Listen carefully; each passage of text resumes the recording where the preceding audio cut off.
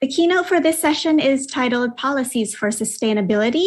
The keynote will be delivered by Mr. John Newbigin, OBE, the Creative Industries Ambassador for the Mayor of London, UK. The moderator for this session will be Dr. Dunita Larasati. Please allow me to read a brief introduction on Dr. Larasati before I hand over the screen. Dr. Dunita Larasati, born in Jakarta, studied industrial product design at Institut Teknologi Bandung. She acquired a scholarship from IKEA Foundation Amsterdam to continue studying at Design Academy Eindhoven, then pursued her study at Delft University of Technology. She returned to Bandung and co-founded Bandung Creative City Forum, BCCF, in 2008, a creative community hub of which she currently chairs. She was also appointed as the chairperson of Bandung Creative Economy Committee in 2014. She became the focal point for Bandung City of Design UNESCO Creative Cities Network, UCCN. When Bandung joined the network in 2015, she is the Deputy of Strategic Partnership of Indonesia Creative Cities Network, ICCN, an organization that connects bottom-up creative economies initiatives across more than 200 cities in Indonesia. She joined the International Advisory Council for Creative Industries Policies and Evidence Center, PEC UK, in 2018. She is a member of the Indonesian Young Academy of Science, ALMI, and the Indonesian Science Institute, IIP, and a climate leader at the Climate Reality Project, TCRP Indonesia. Next to her main occupation as a lecturer and researcher at ITB, she creates and publishes her graphic diary. Welcome, Butita. Hello, good afternoon. Good afternoon, Sabrina. I heard, Butita, that you recently went to Turkey. Could you share a little bit about that with us? Yeah, that was an invitation to present at UCLG Culture Summit. And the main purpose of that meeting was to discuss about how important diversity is actually to be more resilient in facing the future, especially during and post-pandemic.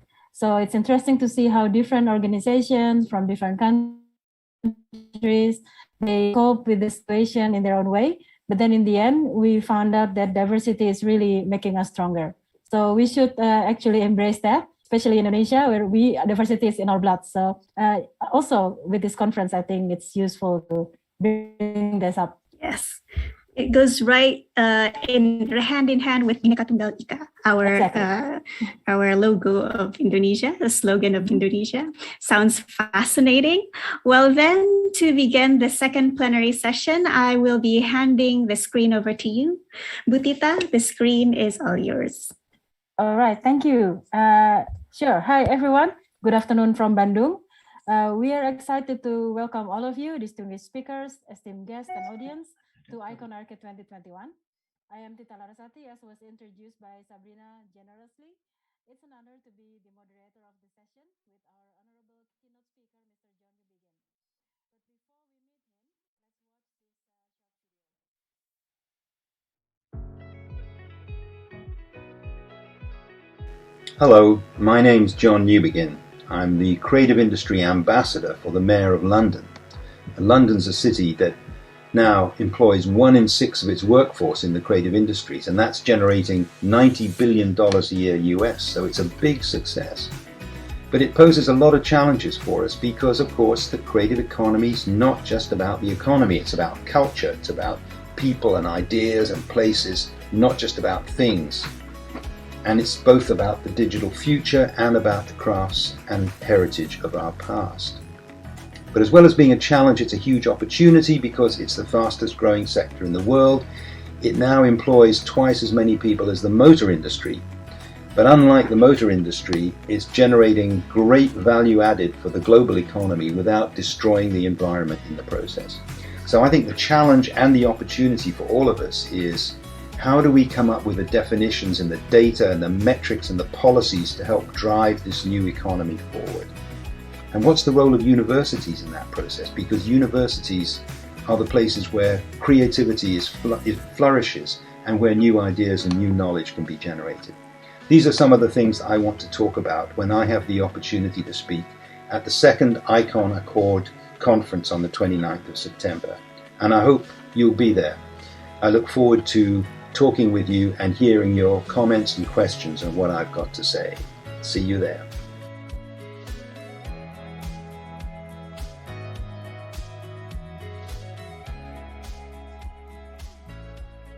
So, John, thank you. That was actually more than the opening greetings, because it's already full of things that are interesting for us to wait for you to talk about. So please allow me to introduce him further. John Newbigin, OBE. He chairs the PEC, Policy and Evidence Center, International Advisory Council on the Creative Economy, and is the London Mayor's ambassador for the creative economy. He was part of the team that developed the first definition of the creative industries adopted by the UK government in 1998, and was co-founder and first chair of Creative England. He is chair of the British Council's Advisory Board for Arts and Creative Economy, and is a visiting fellow at Goldsmiths, University of London. So let's meet John. John, are you here already? I am. John, good morning. Good morning. Yeah. So how are you? I Very hope well. You're doing well. Thank you, Tita, for that very generous introduction. Assalamu alaikum. Good afternoon to everybody in Bandung. It's still good morning here in Oxford, where I am. But I'm looking forward to this session and talking with you. But thank you for that introduction, Tita. Of course, John, we're so happy to have you here. Now we're looking forward to having your insights. So please, John, the screen is yours. Thank you. Hang on. I'm sorry, just a slight technical hitch. Just do stand if you want to go forward. Okay. So, good morning, everybody. Can you see my screen okay? Yes, we can see that. Okay. So, because we're now in the run-up to COP26, which is the big conference on climate change and how we're going to meet the environmental challenges of the next few years in November. But also, as you very well know, this is the year that Indonesia called for us to celebrate the contribution of the creative economy to the Sustainable Development Goals. And Indonesia has the presidency of the G20 next year. So for all these reasons, to be thinking about how we create the policies that we need to achieve some kind of sustainability for our environment and our society is crucially important. And I want to talk about policies and the fact that if we're going to develop the kind of policies we need, it's no longer just a job for government, it's a job for the whole of civil society, and particularly for universities, and particularly for an institute of design, because we need to employ design thinking if we are to sort out the problems of our planet. But I want to start with a little story. So on the screen, here is a laptop put up by a big chain store in the UK, Marks and Spencer. They sell flowers, and they sell flowers online, and they fly the flowers in every night on a plane from Kenya. There was a big discussion about the fact that this was not environmentally sustainable. And Marks and Spencers were asked by many consumers to stop this trade because it was damaging the environment. They did some study and they decided that there was another factor to take into account. And it was that the people in Kenya who were dependent on flower growing and had no other means of supporting themselves were more important than the impact that the planes had on the environment. So there was a debate. Do we support the sustainability of the environment, or do we prioritize the sustainability of a community in Kenya that was growing the roses? My point in this story is that we don't have the methodology, the tools to decide how we have that kind of debate, which is not about value, it's about values. It's not about cash, it's not about commerce, it's about how we live together. And so we now have, as we know, a very short period of time to sort out the environmental challenges we face. The Brundtland Commission of 1985 came up with a definition of development, which is that development is about meets the needs of the present without compromising the ability of future generations to meet their own needs.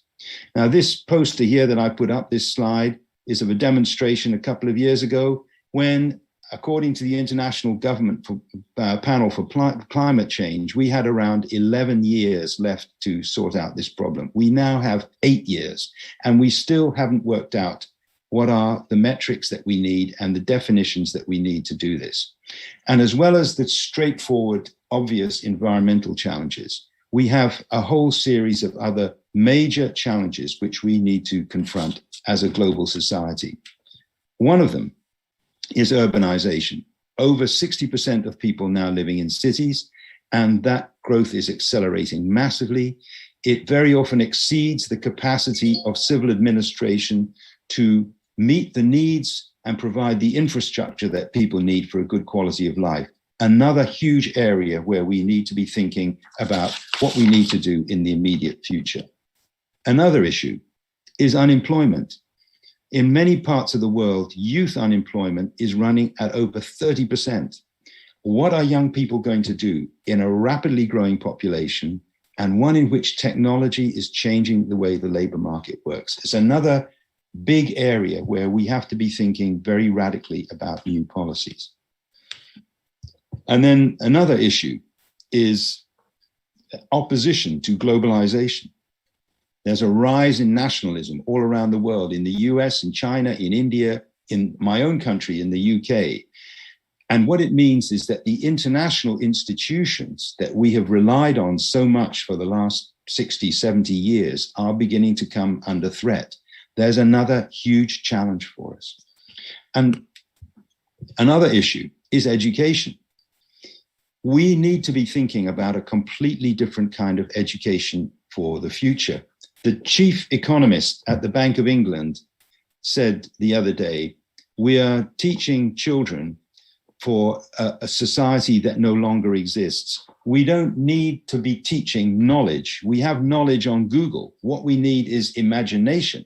And we need the imagination to be thinking about the future, not the kind of school lessons which were taking place 50, 60 or more years ago. And then finally, we also know that changes in technology and changes in artificial intelligence are changing the labor market in the most dramatic ways and rendering many jobs that people are doing at the present redundant. Of course, the technology changes that are coming down the track will generate as many new jobs as they destroy old jobs, but it's an issue of uncertainty and anxiety for very many people that their jobs may not be secure for the next 10 or 15 years. What are they going to do? How are they going to prepare? So for all this great range of areas, we need to be thinking about new policies, new definitions, and new metrics.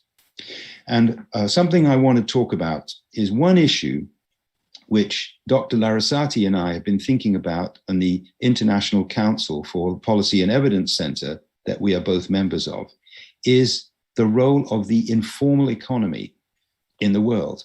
Because most policies, most public policies are predicated on the assumption that people have a steady job, that they're working, that they can be managed by taxation policies, fiscal policies, training policies by the government. But in fact, what we do know is that around 60% of economic activity in the world is taking place in the informal sector.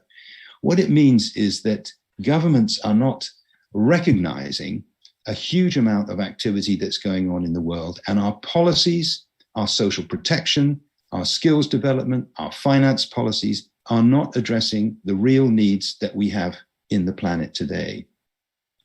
And it's particularly true in the creative sector because the creative sector is so dependent on individual artisans and micro businesses who often work in temporary, informal partnerships. They may work on the basis of informal exchange rather than cash and so on. And many creative workers earn their living by juggling many, many different activities. They don't have a company, they don't have an employer, they don't have a brand. And what's true of much informal working is in consequence invisible to government. And that means that when government is developing policies, they're very often missing what are the real coming realities of the future of the global economy and global society. Now, all this was brought into very sharp focus during the pandemic because as all the formal networks of trade and finance and commerce were slowed to a halt by the pandemic, governments in many countries were able to support with financial support workers who were working in the formal sector, but those in the informal sector who were not visible to government, when there was nothing for them. And in the UK, that was at least 30% of the 2 million people who work in the creative economy. They, like others around the world, have had to depend on informal networks of culture and community to hold things together, to sustain both lives and livelihoods. And it's interesting that there's plenty of evidence that communities with strong bonds of social solidarity, a strong sense of their own identity, were able to survive the pandemic much better than those that did not.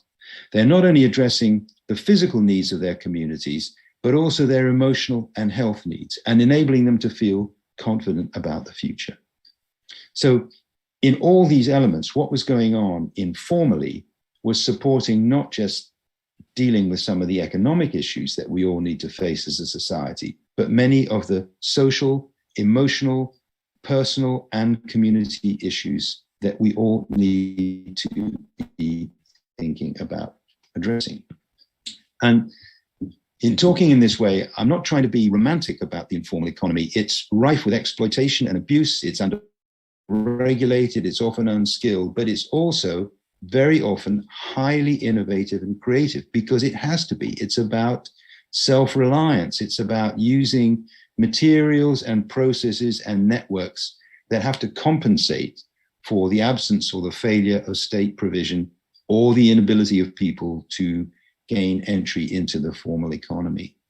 And whether we like it or not, we need to take this informal economy seriously because it looks as if, and it is almost certain to be, growing quite significantly in the future and for some particular time. So one of the reasons that it's growing is that many workers in the informal sector feel they don't have the literacy or the skills to engage in the formal economy, or they mistrust the formal structures of bureaucracy. This is a group of women in India, very talented weavers, but they're all illiterate. They do not want to be part of a system which involves them filling in forms which they do not understand, and they don't trust their government officials. So another issue is all around the world, because of the neoliberal economic policies, there's a rise in the proportion of workers who are casual. It's what we call in Europe and North America, the gig economy, people who are hired by the day. And government policy is not diminishing this. If anything, it's increasing it. And another member of our international council, an Egyptian architect, says, informality is about private actors pursuing private needs and should not be advocated as a long-term progressive agenda, but it's an interim condition until a strong democratic state fulfills its responsibilities. And this is an interim condition which is going to be with us for a long time. So if we're going to develop effective policies for dealing with all this multiplicity of environmental, economic, social, and health issues, we need to be thinking very hard about how we engage with and think about the informal economy. And so I want to talk a little bit about what on our international council, Dr. Larasati and I have been thinking about this, how we address some of these issues of the informal economy. And there are three issues that drove us to undertake this little piece of research. The first is that all around the world, creative industries are growing very fast. Here's a figure from the UK government. Our creative sector continues to grow twice as fast as the rest of the economy. Some UN estimates are that creative industries could account for 10% of GDP in the near future. It's a very, very significant part of the future, and it's very heavily dependent on informal working. And that is an area where we do not yet have the structures to integrate this fully into the global economy. Secondly, digitization is completely changing even the traditional forms of craft work that we regard as part of the creative sector. Something like 70% of people in the world now have access to some kind of cell phone technology. It's creating opportunities for new markets and new partnerships, which is only going to go on growing, as we know. And another issue which we need to bear in mind is about ensuring that people don't just have work, but they have work that has some value, labor with some dignity. The creative industries, and especially those with the digital dimension, which is now most of them, are a sector that many young people want to work in. It's work that's engaging, that it gives satisfaction. It's about more than just earning a living.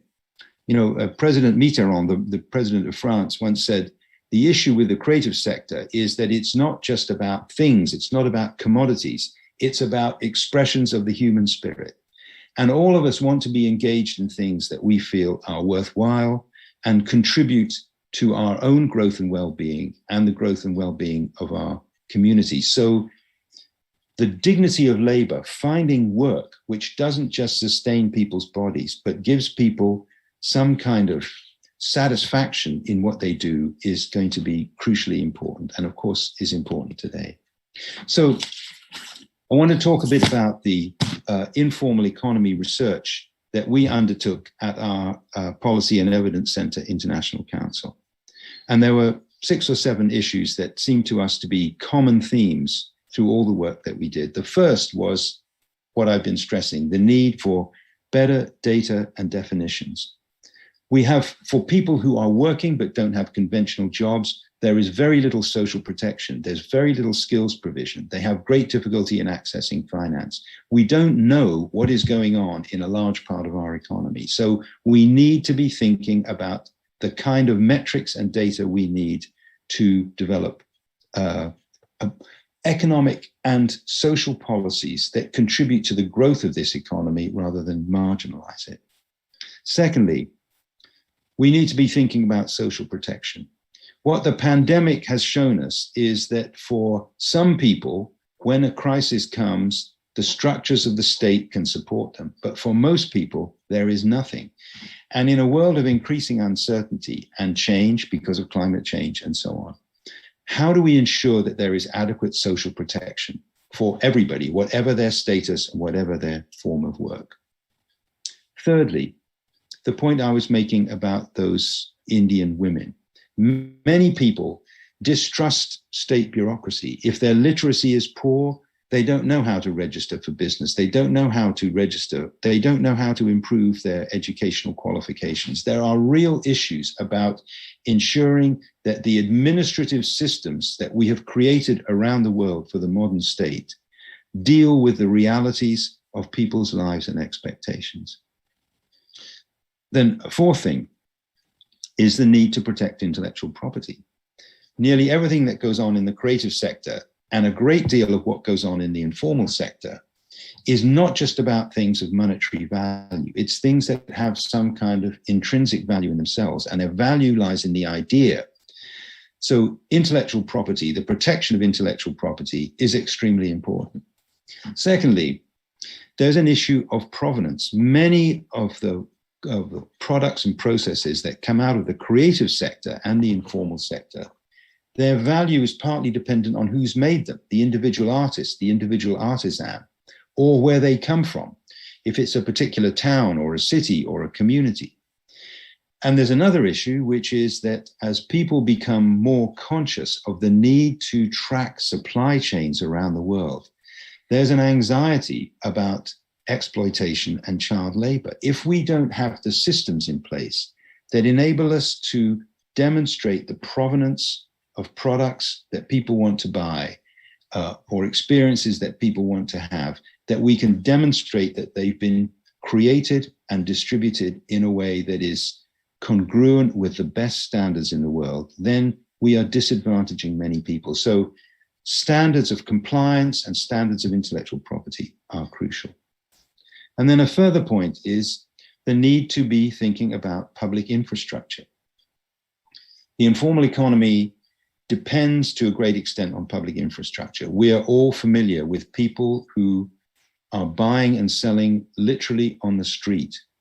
If the state is able to provide minimal physical facilities in the form of markets, and not just markets, but also creches and security and basic facilities, when so much of this area of activity is fulfilled by women, the need to have childcare provision and facilities when people go to work is crucial. So for the state to be thinking about public infrastructure that supports many of these areas of informal activity is hugely important. And that's also true in the digital sphere, that enabling people to have access to platforms in a way that they can afford and in a way that is guaranteed to work. So reliable internet platforms that traders and creative people can use, whether they're formally constituted or not, is crucially important. And then two other points. One is all governments play a major part in their economies through what we call public procurement, public expenditure. And the role of public procurement, of course, is to buy the services that government needs, to build the roads, to build the ports, to build the houses, to supply the electricity systems, and so on. But public procurement should also aim to improve the distribution of income and wealth and opportunity in the society. I want to return to this point in a moment, but we have not yet really designed systems that enable us to use the spending power of government for the benefit more generally of the community. And then finally, one of the issues that we looked at in our research is the need for intermediaries. That's to say, civil society organizations which can represent the interests of informal workers and creative workers to government. Now, I think in Indonesia, through institutions like the Indonesian Creative Cities Network, you already have strong organizations that provide this intermediary function. But returning to that picture I showed you a moment ago of the Indian women in their saris, they're weavers, they're illiterate women weavers, but they are highly skilled. They live in villages, therefore they don't have access to many of the urban facilities that most of us take for granted, but they are very skilled workers. Now, through an intermediate organization called 200 Million Artisans, they were able to do a deal with IKEA, the global chain store, to take the output of their weaving for the next 8 years in a multi-million-dollar deal.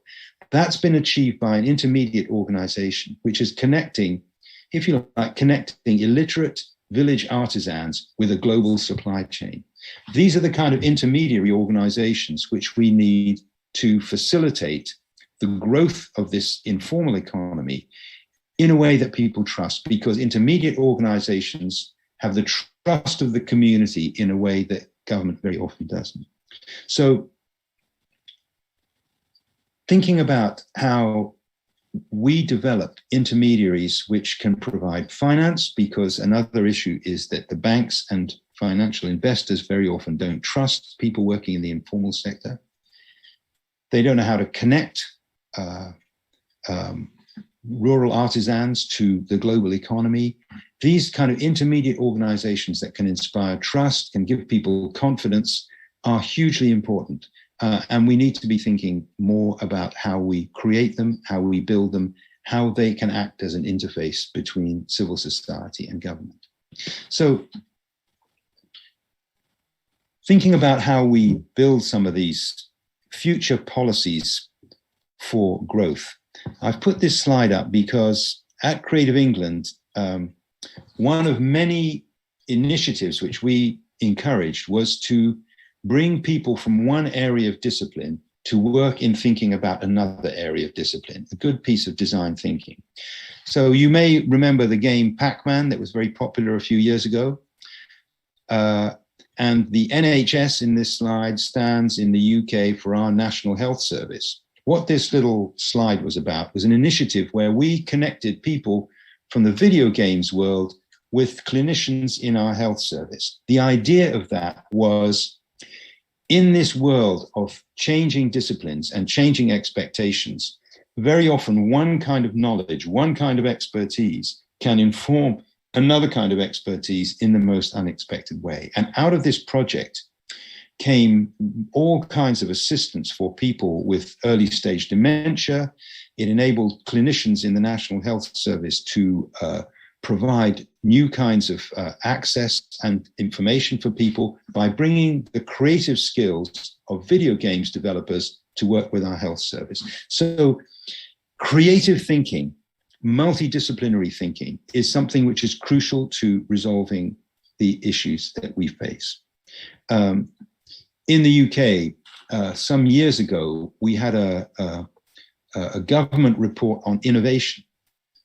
And the man who undertook that report, one of the things one of the arguments he made for government to rethink how it engaged artists and creative people in the processes of government was, as he said, the issue is not simply whether a solution offers value for money for the government, or even the best value for money of the options considered.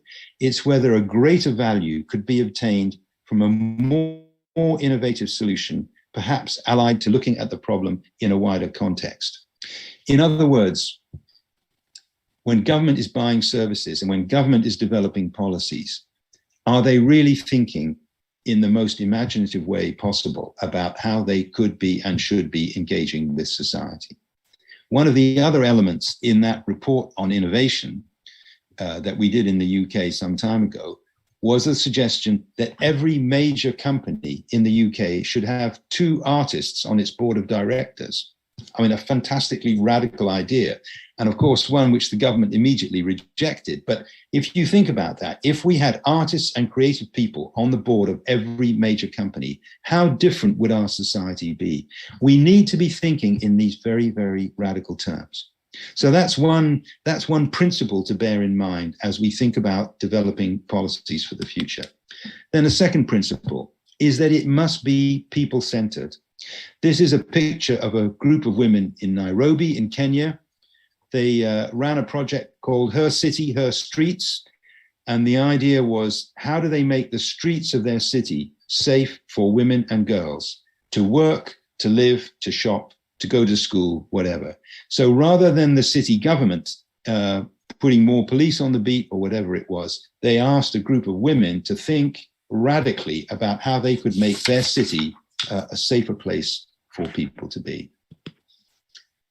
And another initiative here, this is in the north of England, there's a small city called Preston. When they looked at how government money was being spent in the city of Preston, they realized that almost none of it was being spent in the city. It was being spent with big companies who were supplying goods and services from outside. And they decided, as a city council, as a local administration, that instead of buying 5% of their services from local suppliers, they would make it 15%. So, for example, all the food for the schools is now not sourced from farms far away, but from local growers.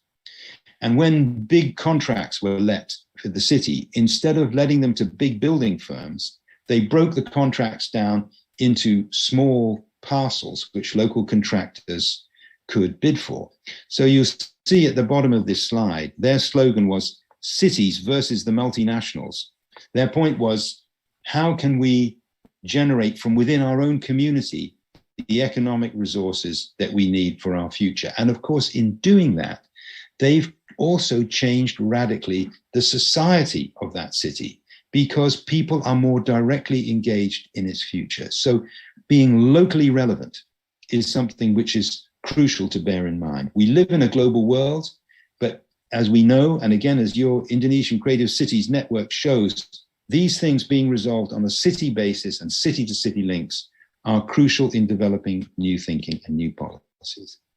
And then another issue, which I talked about before, is the dignity of labor, that we need to be thinking not just about how people can earn enough to keep themselves alive, but how people can be engaged in ways that stimulate them and make them feel that they have some real value to society. And as technology changes, as artificial intelligence changes, the opportunity is there either for more and more people to suffer the degradation of very poor employment, or to get rid of many of the boring and unsatisfying jobs that we do at the moment, and people being able to focus on things that are more inspiring and more energizing for them. A well-known UK economist said, anything where you can measure in terms of productivity, in other words, output per hour, is probably best done by a robot. What people are good at doing is, as she said, playing, experimenting, and creating. Some people may call that wasting time, but it's from that playing, experimenting, and creating that all the great ideas that have changed the world have come. So the more we're able to unload the boring work onto machines, the more we should be able to develop forms of employment for ourselves as human beings that give us satisfaction at a personal level and also contribute to the well-being of our society. Another issue, of course, is making sure that in thinking about the environment, we are looking properly at the whole value chain. As we know, the fashion industry is a terrible despoiler of the environment because of inefficient and irresponsible use of water and of materials and of transport. One of the issues that we're addressing more and more in our societies is that because clothing is so cheap, people wear something once and they throw it away. If they don't throw it away, it goes to another part of the world and it's sold in a way that undercuts local fashion, local textile manufacturers. So we've got to be thinking not just about the products and processes that we experience in our daily lives, but what is the whole supply chain, end to end, the global production networks. And then very finally, this is a clip from a debate that's going on in Wales, one of the 4 constituent elements of the United Kingdom at the moment. And it's a piece of legislation that they are introducing called the Future Generations Act. And the idea of the Future Generations Act is that every action that the government takes today, they must consider the consequences for future generations. So they've identified these 7 themes for their country, and they're undertaking a process whereby any initiative by government has to ensure that it is not damaging the prospects for future generations, it's contributing to them. So look, those are a random collection of observations around policy making. But my point is, if we're going to work to these principles and develop the economic, social, health, educational, environmental, legislative framework that enables our society and our planet to prosper, we cannot just leave it up to government. It's something which must involve a partnership. And at the core of that partnership must be education, because education is about creativity and about innovation. And at the very heart of it, there must be something like an arts and design institution like yours, because we need to be thinking in ways that government traditionally does not think. We need to be thinking about how we engage all the capacity that we have as a society to sort out our problems collectively. And in a faculty of art and design, that seems to me one of the central issues that you need to be and could be addressing. So thank you. Oh, thank you, John. Thank you so much for sharing your insights and also lots of practices and experience. Yeah, a lot of takeaways that we can take note from this. At least I took a lot of notes. One of them is, of course, we have to be aware of the momentum that we're facing nowadays in the near future. Even so, we are going through it today in 2021, as you mentioned. This is the year of creative economy for sustainable development. And then there's this pandemic, which actually gives us an opportunity to see or to exercise with creative economy how we can be solutions for this kind of situation. And exactly at this kind of moment is where what you mentioned, informal economy, is actually the one struggling with their own way without having too much, say, resources. And as you say, they are under the radar of the government, not necessarily that they want to, maybe they want to be invisible because of this hassle that you mentioned about this Indian woman. They don't want to go through all these formalities and so on. So yeah, there's a lot of actually connection of what you said. Cases everywhere can also be reflected to where we are now. So we will move on to the questions from the audience, because we see that there are already a couple. But I would like also to mention again that you mentioned more than once about this creative, the International Council for Creative Industries Policy and Evidence Center, which we just did informal economy research with. And we see interesting projects from many parts of the world, but then mainly it's the global south who is facing this kind of majorities of informal economy. But it turned out that you mentioned also in the UK, it's 60%. So that's actually also a big number, although in a different form. So with this, we know that universities are already having attempts to cope with this kind of problem. But then you mentioned again about the government and about policy making, which is true that you cannot just rely on whoever sit on the desk at the office drawing up these policies for us, but then they should see the reality in the world. But then again, as we know it, generally the word creative and bureaucracy doesn't go hand in hand.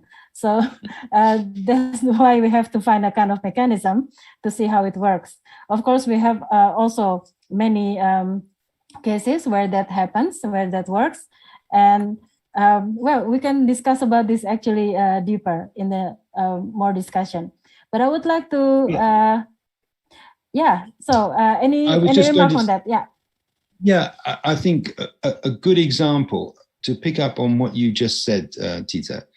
In Mexico, one of the provincial governments in Mexico wanted to develop a new cultural policy, and they were persuaded that instead of the government bureaucrats writing a new cultural policy, they would invite what they called a citizens' jury, about 200 people from every part of society, to work together to set out what they thought a cultural policy for the state should look like. And of course, they negotiated with the government, but the idea was that the cultural policy was not written by the government, it was written by the community. And then it negotiated with the government. And of course, there were some things the government said, we can't afford to do this, we can't afford to do that, there are problems that we do. Of course, there was a negotiation.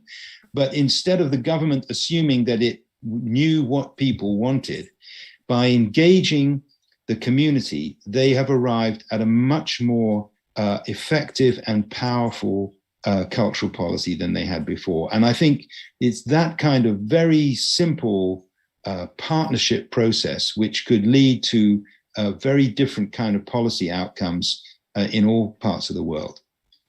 Yes, we just have to find a common language to speak between the civilians and the governments. And there has to be trust and confidence between people. I think that's it's a big risk for government to invite people to contribute. As you said, creativity and government very often don't go well together. Governments are suspicious of creativity because it's new, it's different, and running a government is very, very complicated. So it's not. This is not to say the government is the bad guy and civil society the good guys. Of course, it's finding practical methodologies for having these discussions and negotiations. Exactly. So, John, I would like to read the questions from the audience.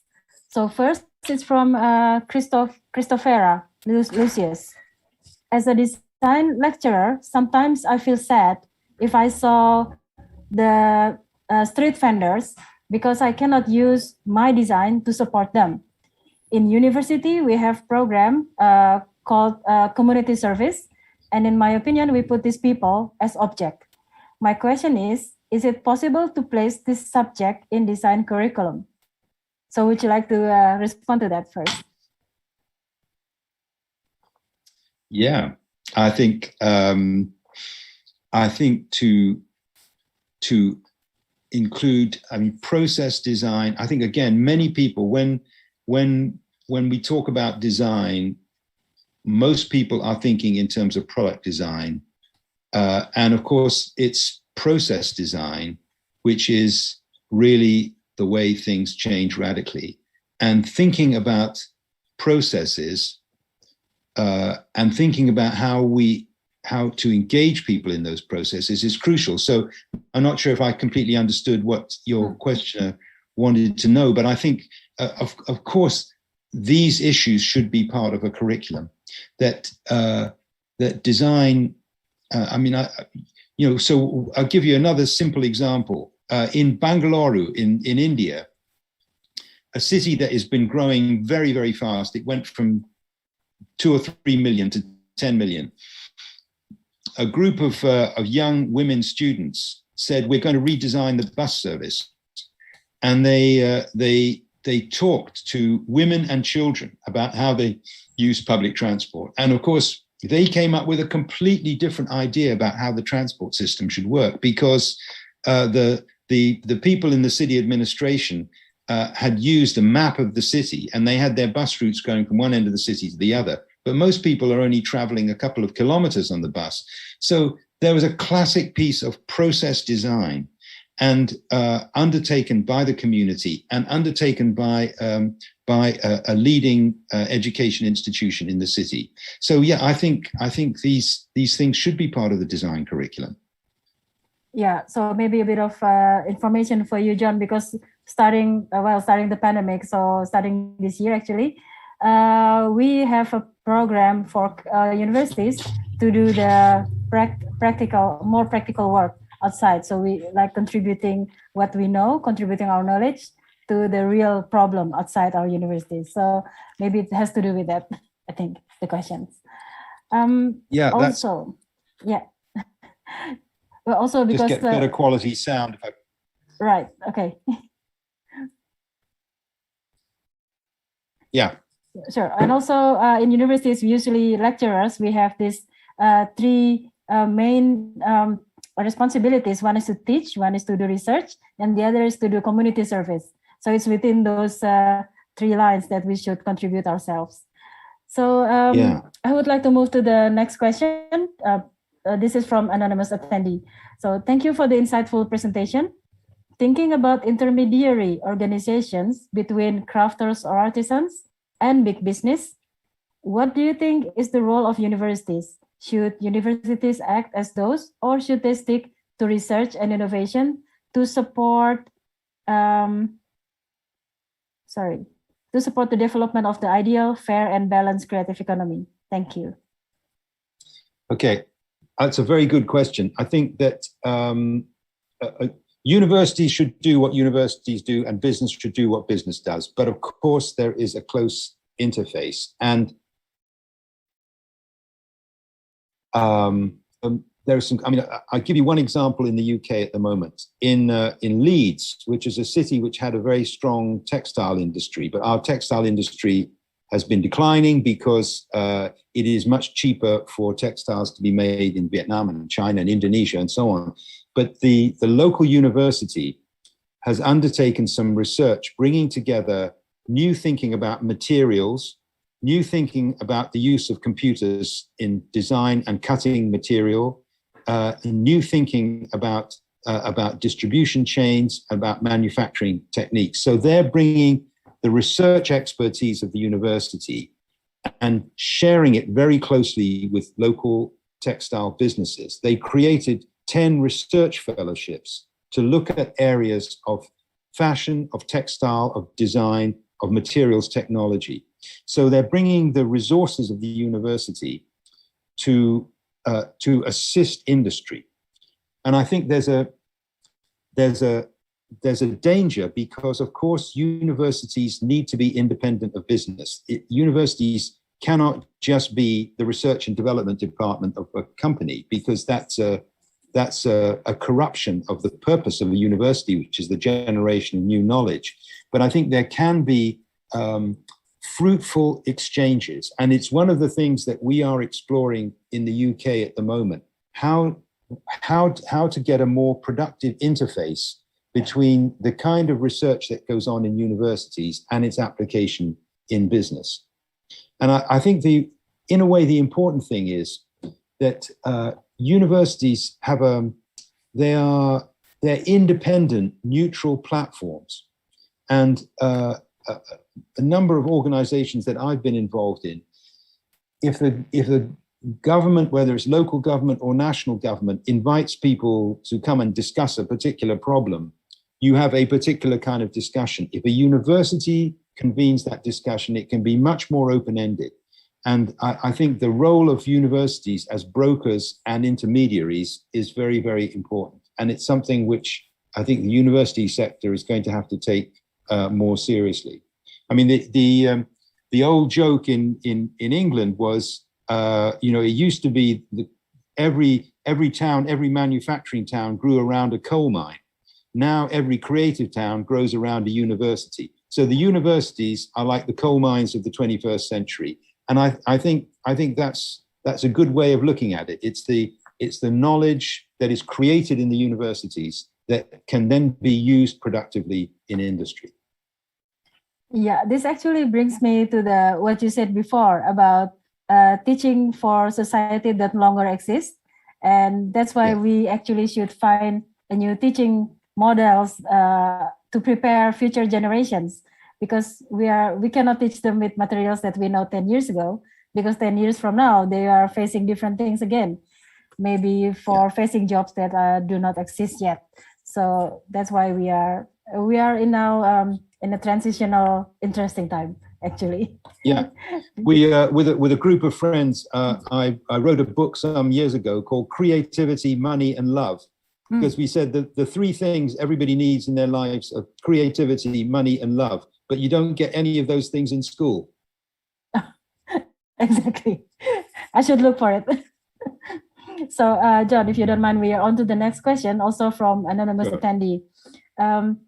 What is your opinion on the risk of how such resilience and resourceful nature demonstrated by the informal sector is often weaponized as an excuse for state's austerity or budget cuts, while the sector's creativity flourishes under a lot of constraints? How can it be supported in a non-exploitative way?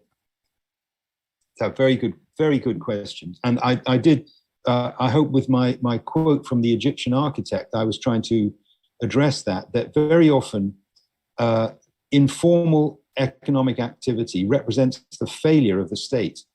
So I think it's very important that we don't romanticize informality. Informality very often exists because there are no formal structures. And I think that we need to constantly push the state to fulfill what the state should do. The issue is, can the state use the creativity of the community more effectively? And a very, very simple example, a project in Buenos Aires in Argentina, in a big slum community, where the local authority wanted to put in a water supply, and they put in the pipes where the local authority thought the pipes should go. And they had a big company, they came in, they put in the pipes. Local people stole some of the material, sold it on the black market, so on and so on. In another community, and having learned from that lesson, the local authority engaged the community to plan where the pipes should go, to be employed in helping to lay the pipes, and to design the system and to run and manage the system. That's the state using the creativity of the community in an effective way to provide public provision. And I think your questioner is absolutely right to say that very often informal activity takes the place of what should happen formally. I mean, in the UK at the moment, we have the scandal of food banks. There are so many people in our cities who are so poor they cannot feed their children properly, and voluntary organizations are providing food. I mean, that's a scandal. That is not what the informal economy should be doing. And I think we need to be pushing government to use the resources of the community more effectively, because that's a way of getting not just better services, but probably better services that are much cheaper.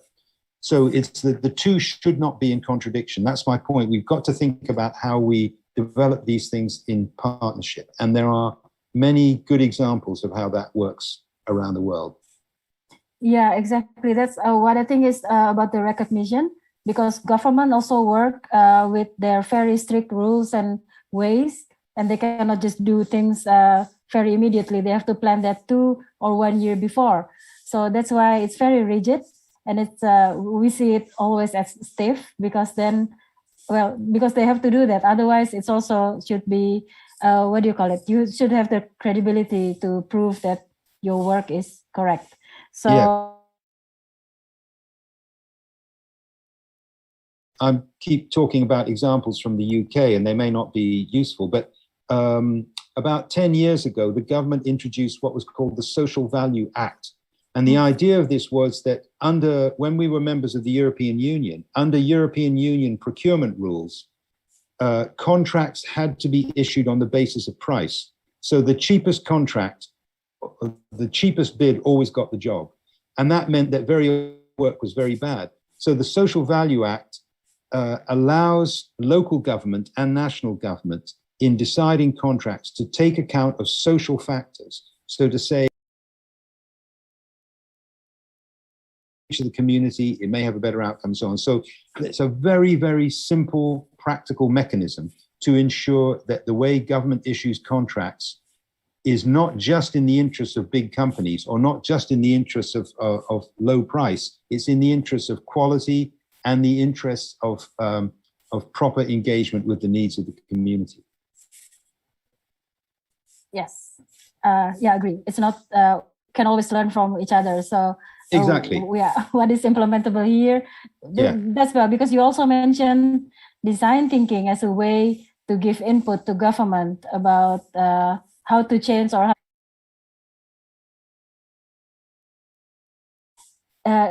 yeah, and it's a good. We also have some examples of how design thinking is used, because governments now also already opened more in a way that they use this participatory development system, which is more engaging. So, yeah, I think yes, it's a good learning object. And I think you know, I think that's why organizations are important, because very often when people have contact with government, they feel angry and they want to complain about everything. And having an intermediate organization can act as an interpreter between government and civil society, and that's a very, very important function. Yes. So next question, John. What would be the considerations or necessary steps to be taken to engage communities from the informal sector to play a key role and have more control over the development policies, given the gaps and barriers between the informal and formal? Well, I think there's a danger. Something that we've explored, as you know, Tita, in our research, is that we tend to think of this, there's formal here and there's informal there. But of course, actually, the division is not so acute. We slip backwards and forwards from formality to informality. I mean, I think that to engage people from the informal sector is absolutely crucial, and it's easy to do. And again, it can be done through intermediate organizations. I mean, I think I'm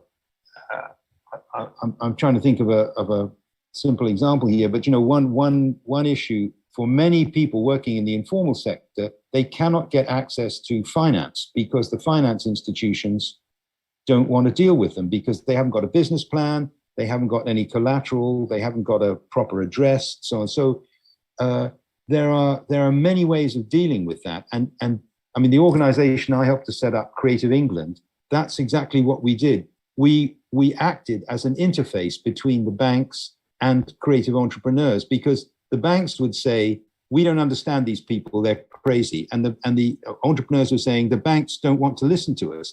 Well, they needed to be able to talk to each other, and to have a simple process of intermediation enable that to happen. And I think, you know, that's, of course, we need to be engaging people from the informal sector in thinking about these things, because they are 60% of the economic activity in the world. And I think, you know, particularly, I did mention this, but there's a very strong gender element to this. I mean, what we found out in our research, as you know, Tita, was that this is very substantially about women who are not able to gain a foothold in the formal economy or to set up a formal business, either because their husbands don't want them to, or the community doesn't like it, or because they haven't got the confidence or resources. But actually, a lot of this is about the role of women and ensuring that there's a proper equality of voices to be heard. So it's incumbent on government. It's important for government and the institutions of government to take the steps necessary to be able to engage people who feel that they are excluded from formal discussion and formal negotiation. Yeah, following on that, actually, the next question has to do with that also. So thanks so much for fascinating presentation. When informal enterprise and creative enterprise actors interact and being formalized in an institution, say by the government, do you think they would lose the characteristic of informality, especially their community-based value? That's a very good question. I think that's something that we all just have to try and take on board. I mean, I think what happens is that there's a constant flow of people, and of course that's right. If one of the things that we have found in our research in the UK is that that we like to think of the informal creative artisan as being very, very innovative, but actually bigger companies are better at implementing innovation because they have systems in place. So it seems to me that we have to find ways of constantly refreshing the established businesses with the agility and new thinking of the new emerging businesses. It's an equation that has to be constantly written. Of course, it's true. When somebody becomes part of a company, their attitudes may change. They have to be more systematic, but that's not a bad thing. We have to keep, again, one of the experiments that we did in Creative England with what we call big guy, little guy partnerships. So we encouraged individual entrepreneurs to have regular communication with Sony, with Microsoft, with Disney, and so on, because the big company got the benefit of very, very innovative thinking, and the individual entrepreneurs got the benefit of more systematic thinking from the big companies, because the big companies said, why don't you have a business plan? Why don't you think about international markets? Why don't you run a proper business? And the little guys were saying, why don't you have a new idea? Why don't you do it in a different way?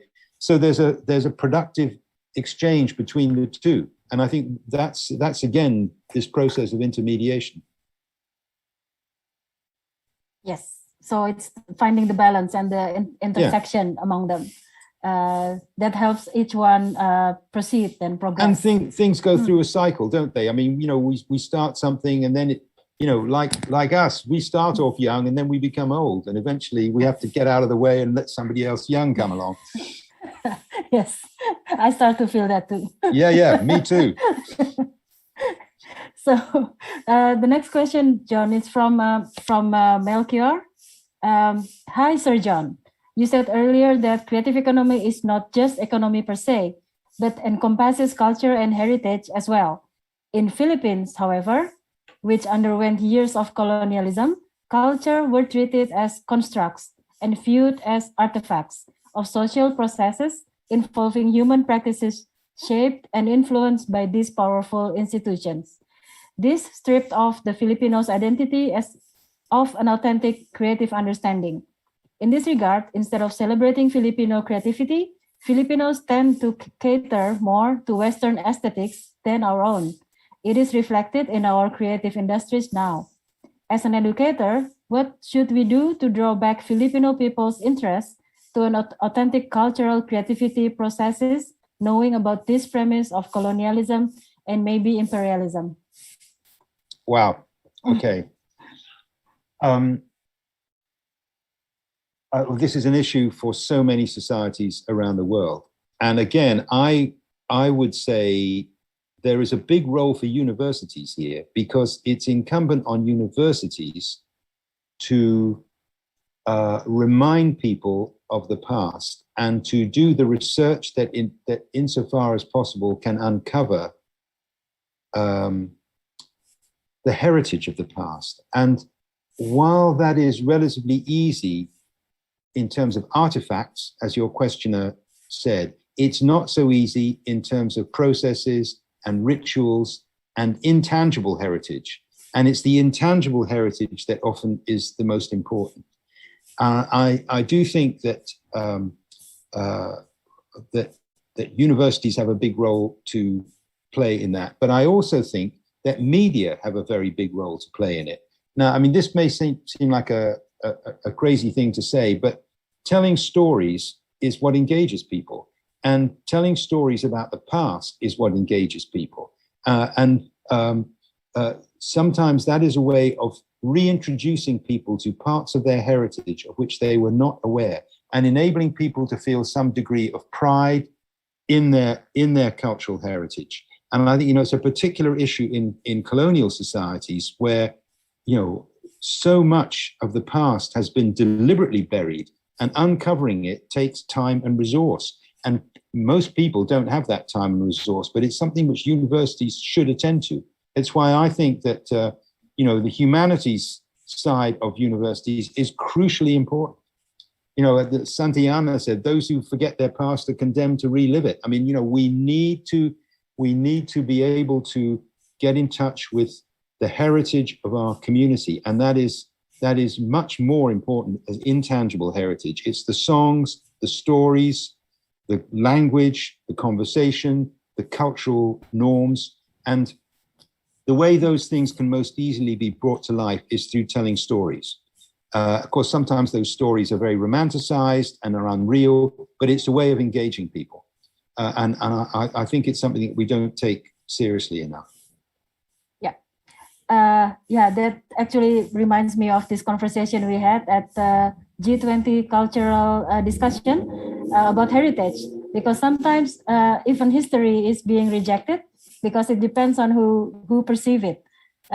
Because history sometimes is, of course, written by those who wins, but then that makes people in a certain area reject artifact or a site or the story of the site, because it feels like it undermines their maybe heritage or culture or their own family lines and so on.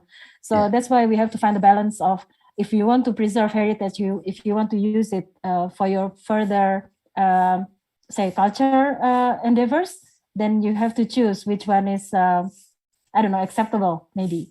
Yeah, and I think, you know, this is not an easy issue. I mean, as I think, you know, some of you may know, we have a huge battle going on in the UK at the moment about slavery. There are many people who want to pretend that a lot of the wealth of our country was not based on the slave trade, but it was, and we have to acknowledge that.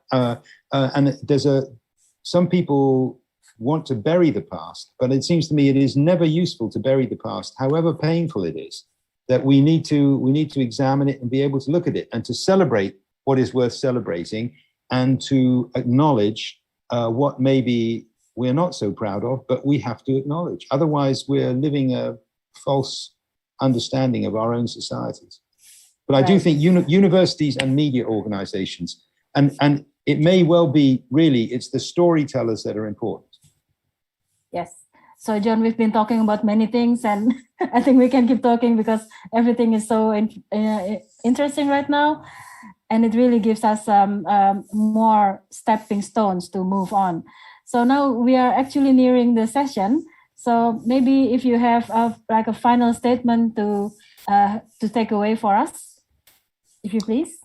Okay, well, I think, what would I say? I think, well, Tita, you know, I'm a big fan of the way you do things in Indonesia. Maybe this is, you know, that phrase, the grass is always greener on the other side of the fence. Of course, you have many problems, but what I see is I really like the way that creativity and heritage and the diversity of heritage and diversity of cultures in Indonesia is celebrated And I think that we have a lot to learn from that. I think that it goes back to the question, your questioner from the Philippines. I think we've allowed some dominant stories to rule the way we see an awful lot of creativity. And at the simplest level, this issue of the creative industry still being seen as something which is a bunch of guys sitting in a Starbucks with a laptop. The creative industries is also those women in India who are weavers. They're not sitting in Starbucks with a laptop. I think we have to have a much more inclusive understanding of culture and heritage and the role that they play in our society. And I think the real issue is in the past we've allowed our societies to be organized with an economics department, an education department, a culture department, whatever. We have to be thinking in more integrated ways. And if one thing has come out of the COVID pandemic, it seems to me that we understand that you cannot separate economic well-being from emotional well-being. You cannot separate economic wealth from cultural wealth. The two go together. The two reinforce each other, or they diminish each other. So finding ways of how we bring these different elements of our lives together. We do that in our personal lives very easily, but we're not very good at doing it as societies. And I think that's, again, my final point would be, that's one of the roles of a university, to be thinking about how different kinds of knowledge, different kinds of experience can be brought together to enrich the whole. Thank you, John. Thanks so much. We're so grateful for your presence. And especially what has been mentioned is really relevant to us, because the Faculty of Art and Design and ITB, we are neighboring side by side within ITB with Faculty of Science, Engineering, Business, and so on. So this is actually a huge opportunity for us to work together, multidisciplinary, and to find a common goals.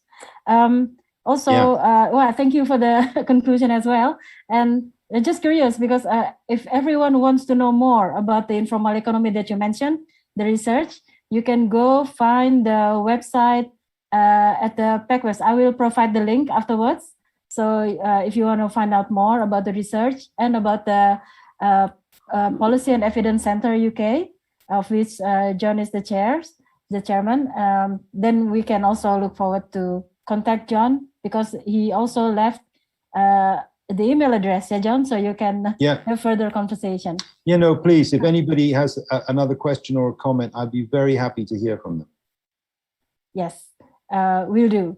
So, okay. John, good morning. Thank you for your time, and have a further good day for you. And thank you. Thank you. And well, thank you all. And I hope you have a very good rest of this second Icon Accord.